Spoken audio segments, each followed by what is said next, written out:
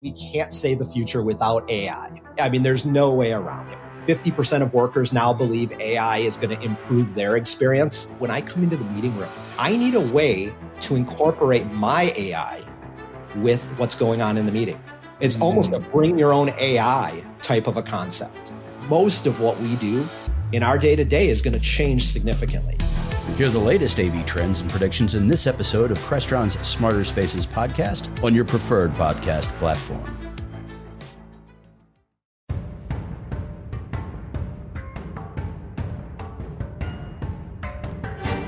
Hello and welcome back to the Women in AV podcast. I am your host, Erica Carroll, and today we have a fantastic guest with us, someone who is a leader in marketing for our industry. Please welcome Ying Khang. She is currently the Vice President of Marketing at Midwich US. Welcome. How are you? Thank you, Erica. I'm great. It's great to be here. Thank you for having me. Absolutely. Now, Ying has worked at some really great companies in the AV world like JB&A and Barco and ScanSource. And today we're going to hear about how she got started and what she does and what's important to her. So let's just jump right in. To start, your career path in marketing has taken you through several key companies that are connected in the AV and partner world, like ScanSource and Barco and JB&A, like I mentioned. Can you tell us about how your journey in marketing led you to this specific industry? I was going to school and there was a career fair, so I was studying marketing. And I was like, what does someone do with a marketing degree when they graduate, being of that age? So I went to a career fair, and that is where I met a recruiter from ScanSource. And I was in my junior year of college, and they were recruiting for an internship program. So I went in, did a series of interviews with ScanSource to become one of their interns for the summer. And this was actually the first time that they were hosting an internship program of this type. So they had always done family internships, but never this kind of professional internship track is what they kind of called it and differentiated it, because they had a very strict, like they couldn't hire family as a part of the organization. So they realized that they were getting some really great interns in, but couldn't hire them. Well, how could they do that? They started this professional internship track. So I got a position as an intern in the marketing department at ScanSource. I tried to learn as much as I could about distribution in my 6-week program with ScanSource. But I found that what I really enjoyed was the culture of the company, the type of work that someone in the marketing organization does within an organization in the channel. And so once I completed my internship, I went back to school, completed the year. And as I was getting ready to graduate, ScanSource offered me a full-time position. So I joined them full-time after graduation, which was exciting as a graduate. It can be a little bit scary. You don't know what's going to be out there, what opportunities are there. And so then I spent the next 11 and a half years at ScanSource. First with just marketing project management. And so I was one of the first people in the channel, in the industry, to really embrace social media marketing. We were teaching our partners how to open Twitter accounts, how to use Twitter for business. Those are the days, right? Because when I started, we were still doing direct mail. So a lot has changed in the almost 20 years that I've been in the industry. Then from ScanSource, and I had a really great career there. Started out as a project manager, managing marketing projects for all different vendors across ScanSource's business units and line card. And then my last position there was a global marketing director. So I had experience not just only working in the Americas, but in South America as well as Europe. And so that really positioned me well for a change and a transition to the manufacturing side. So from ScanSource, I went to Barco and was their head of marketing for the Americas there. And for Barco, I really managed marketing across all of their business units. So mainly ClickShare, of course, control room, also managing their projection and live events business unit, their healthcare business unit. And this was for end user and channel marketing. So I really brought to Barco the understanding of channel marketing, how to differentiate that, and then really learning how to do end user marketing from a manufacturer perspective too. So really responsible for all of the marketing there. Wow. And then from there, went to work back to distribution. I thought I was going to stay out of distribution for a while. That's what I always tell everyone. But I got pulled right back in, went to work for AVNation for about a year, learned all about the broadcast industry there, a much closer, very niche part of what I did in my career. And now I've been here at Midwich. When I joined, it was Starin. But now I've been here at Midwich for almost a year. That's amazing. And you are the VP of marketing at Midwich. That's correct. So with that, it really sounds like you've led a lot of marketing and partner strategy teams, obviously globally. Could you describe what your job involves today and maybe a little bit about how your work has changed or grown over your different roles? Sure. So today my role is to create a marketing strategy for Midwich in the US. So Midwich is now the combination of three companies, so Starin, the Farm AV, and Tool Farm. So Midwich UK acquired all these three organizations. We've now merged into one under the Midwich brand. So what I'm responsible for is creating the marketing strategy for Midwich and for our vendor partners, our brand partners. So I've put together marketing plans that accomplish getting our manufacturer partners in front of our customers, the channel partners, so integrators, dealers, DMRs, and really working with them to make sure that they're staying top of mind, that we're talking about new products, helping them grow their customer base as well as reach net new customers. So what I've done is really, just coming in, creating some structure around marketing, some strategy around marketing, putting together larger programs, Starin was, I knew of them, right? I've been in the industry for a long time. And even at Barco, they were one of the distributors that we worked with. But I didn't know them at this capacity. They've grown a lot in the last couple of years, especially with the acquisition, additional backing from a larger organization. The team has grown a lot, and I'm super excited to be here. And they were really ready for that next step up in marketing, to have more structure and strategy around it. So that's what I've been doing. And that's what I have found that I love doing. So I always say I started in distribution, and I had a lot of mentors. You mentioned earlier you'd love to know more about mentors. I really had a lot of great mentors when I was at ScanSource as I was coming up through my career, from a project manager to a global director of marketing. Just seeing how people navigated difficult situations, how they navigated conversations, how they led strategy from a business, sales, vendor management and marketing perspective, and from the services too. So I feel like I grew up, I always say this as I look back on my career, I grew up at ScanSource, but I really got my leadership legs and spread my wings when I went to Barco, where I became the head of marketing, because that's when the buck kind of stops at you when it comes to marketing, is when you're the head of marketing. And also when I joined Barco, they were also looking for a marketing leader, again, who could bring in strategy, build more discipline around their marketing team, and create a marketing organization that wasn't just an execution arm, but was a strategic partner to the business.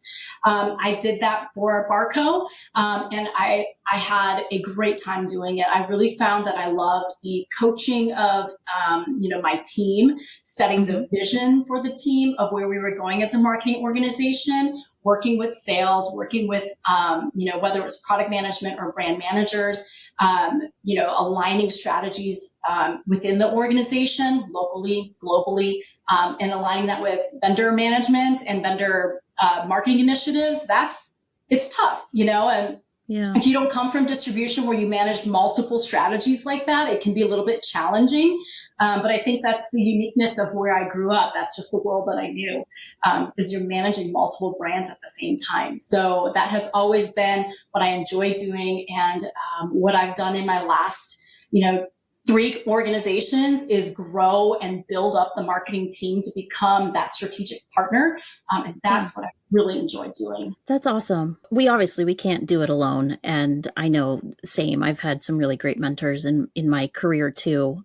And based on your experience and the things that you've mentioned, you've said what being a good mentor looks like to you, but I'd like to get into a little tacticalness of it.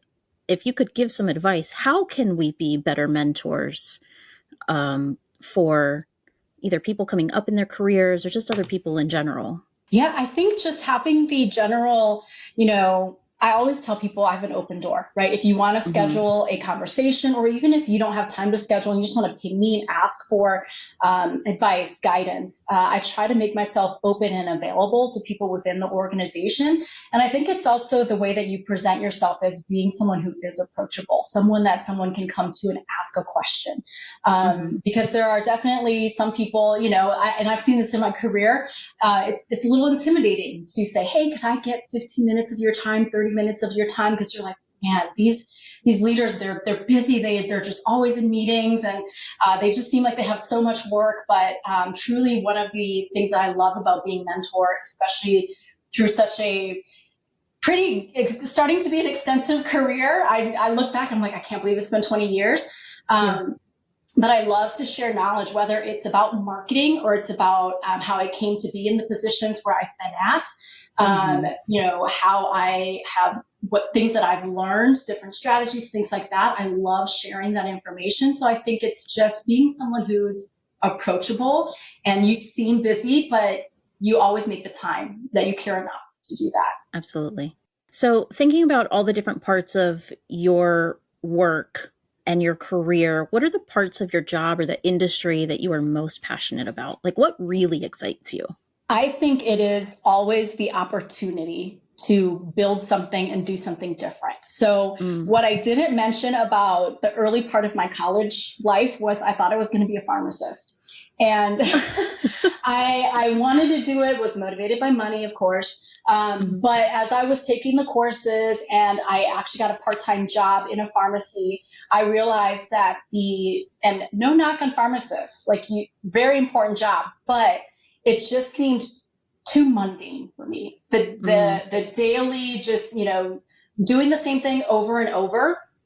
And maybe it's not that way anymore, but it felt that way to me when I was working there part-time, and I was like, I can't do this. If I do this for the rest of my life, I don't think I'll last very long. So that's how I chose marketing and business. And what I've really loved about my career is that no day, no week, no month, no year is ever the same. Even the last 5 years, especially the last 5 years, right? We have had to evolve very quickly, change strategies, be willing to adapt. And I think that's something that I'm really good at and what I enjoy doing, because that's what keeps me excited, is just that I get to solve a new problem every day. Yeah, I feel you on that. The ability to adapt is also something that I pride myself in. And I'll tell you a quick story. A few weeks ago, my husband was traveling and he was supposed to come home and make a brisket, and his flight ended up getting delayed. And so I've never made a brisket in my life. Super daunting barbecue task. But I mean, I wouldn't seek it out. I wouldn't go like, hey, I'm going to go learn how to do this. But now his flight's delayed. We have people coming over and I have to figure this out. And you bet that I logged into Masterclass and I learned how to make a brisket from like a barbecue pit master.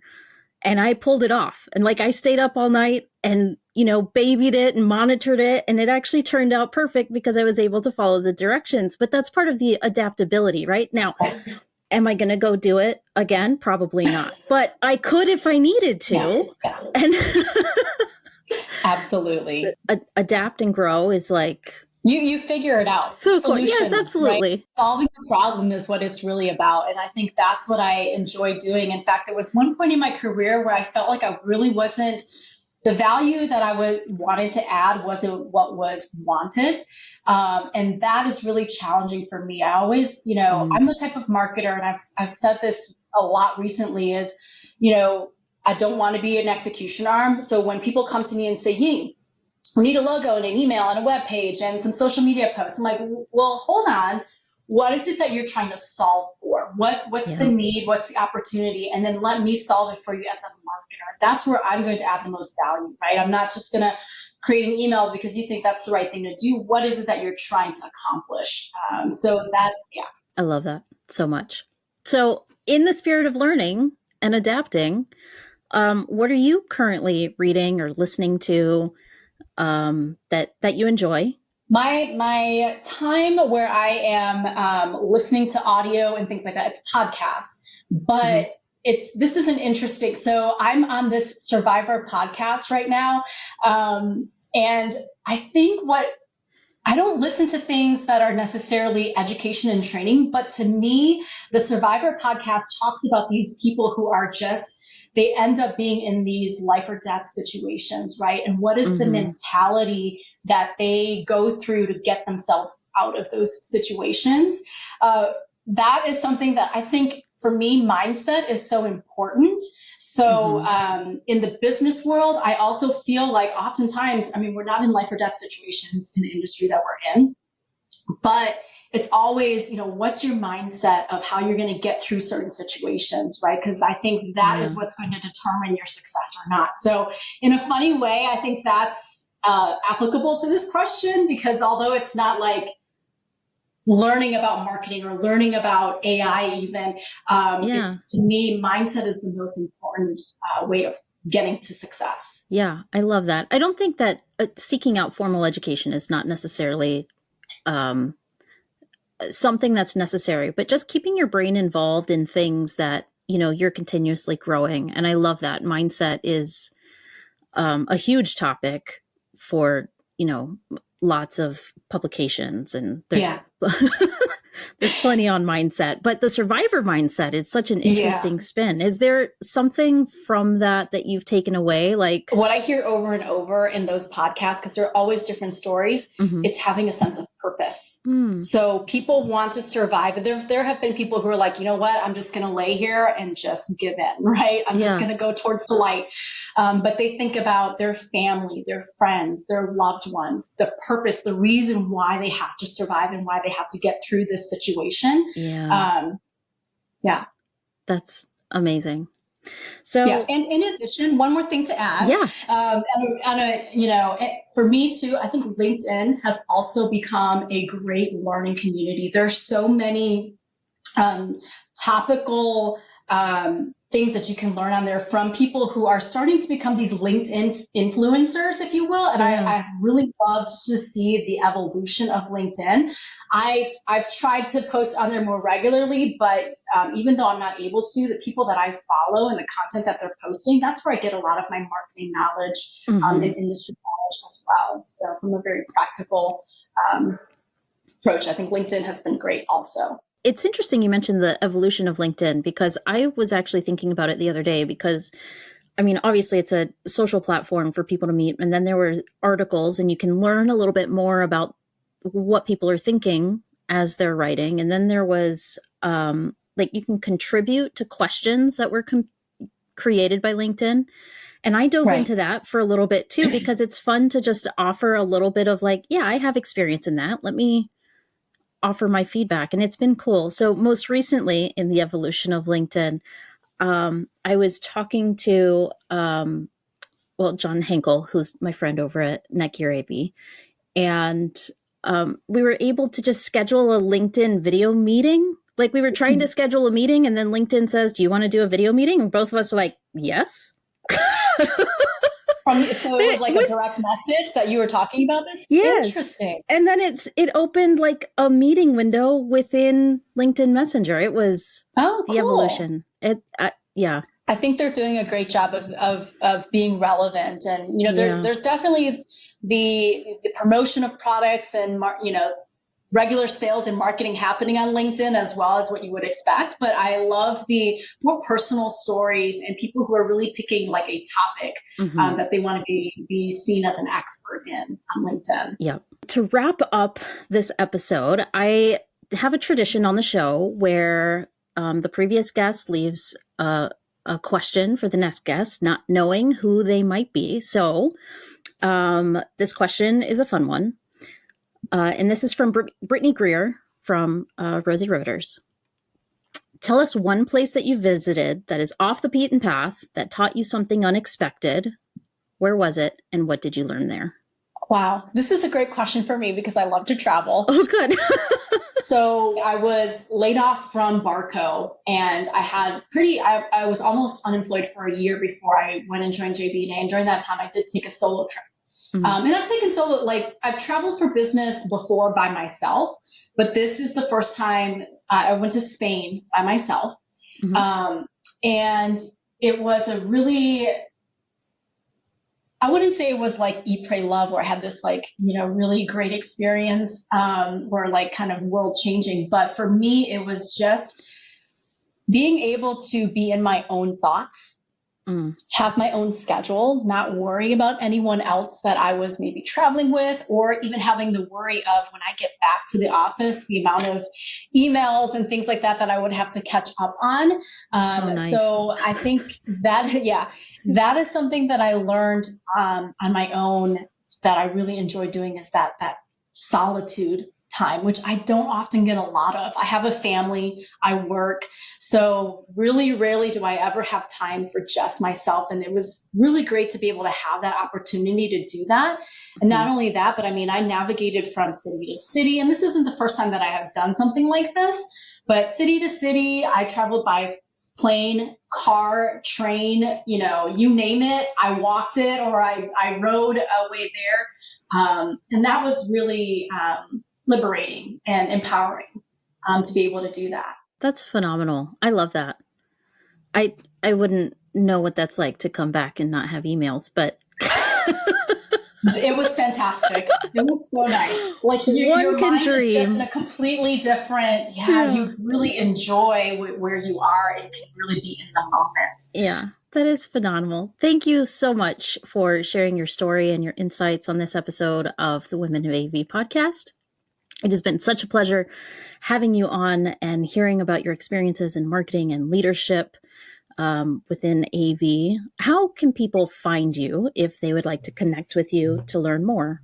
So I am on LinkedIn as Ying Khang, so that's the best place to connect with me. You can find me in all of the social places with the handle at the Erica Carroll. Ying, thank you again.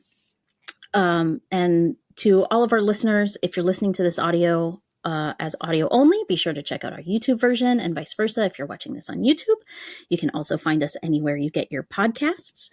And remember to check out some of our other AVNation shows, like our friends over at the State of Control on AVNation.tv. The network for the AV industry. What are you listening to? This is AV. This is AVNation. This is AVNation. This is Erin Marmoran of EdTech. The world of higher ed AV is growing rapidly. That's why each month we hear from the best and brightest from colleges and universities all over the U.S. Check out EdTech on avnation.tv or wherever you get your favorite podcasts.